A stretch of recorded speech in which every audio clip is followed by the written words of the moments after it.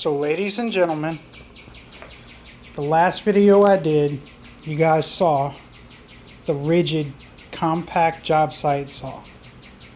Well, I no longer have that saw, and I'm going to tell you why.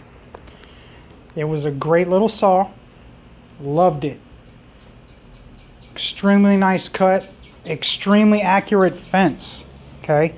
When you look at the saws in this price range and the other saws, except for maybe the DeWalt with the rack and pinion system, one of the biggest complaints is the fence.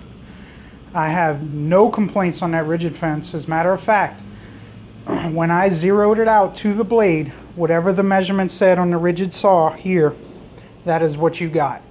I highly, highly, highly recommend that saw if you have a place you can put it and you're not going to have to move it around.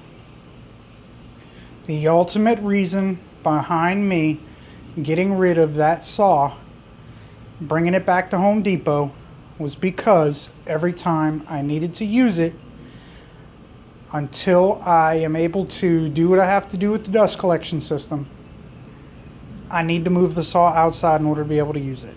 And that is why you see this saw now. Okay. Home Depot, I bought the Ridgid for $219. Then Home Depot put it on sale again for $199. And it's still at that price now. Lowe's dropped the price on this saw from $300 to $199. So the price that I paid for the Ridgid, when I got the refund, I was able to pay an extra $29 on this saw. So for about 10 bucks more, I got this table saw and an added 2-year warranty, which gives me 5 years of warranty on this guy. Okay. Few of the specifications.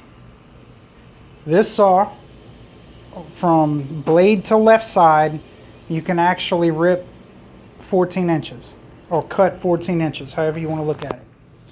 From the right side of the blade out with the extension, you can rip up to 30 inches. Okay. With the Ridgid, it was 7 on the left, 26 on the right. The fence system for this saw, I've read the reviews, I've seen the YouTube videos. The fence system is not as good, but that's okay by me because most of my cuts are going to be repetitive cuts, and I have no problem dealing with measuring from the blade to the fence and making sure it's square anyway, because I always like to check to make sure no matter what. Now, there is a way that you can lock down the fence and use this measurement scale in order to have accurate cuts. You just leave the fence locked down and you slide the extension in and out. And if you're going 13 inches or more rip, you lock down right here, okay? And you use this line to tell you how far out you're going to go. Okay, so if you pull the extension all the way out and you need all full 30 inches, you see the 30 inches, it's going to come all the way out. So it's going to take some getting used to, but I'm okay with that.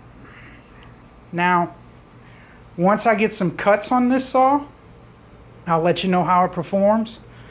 Don't know if I'm going to try and talk about a comparison between the Ridgid and the Kobalt, just because they're not the same saws. Yeah, they're both 15 amp, they're both 10 inch, they're both 5,000 RPM. The Ridgid had a 36 tooth rip blade, this one has a 28 tooth rip blade, which I'm probably going to change. The cutting depth on this one is 3.5 inches at 90 degrees, and I want to say 2 1/4 on 45, where the Ridgid was 3 1/4 at 90 degrees, and I think right at 2 inches on 45. But again, it was a compact job site saw. So, great saw. I just needed the mobility more than anything. And then there's this guy. This is the Admiral by Harbor Freight. This isn't my first one. It's actually the second one.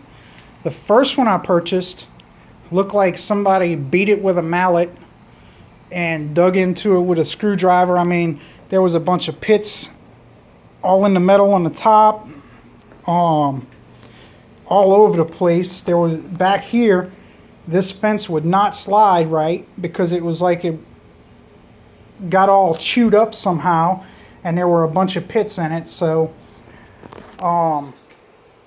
that's why you're just now seeing this saw.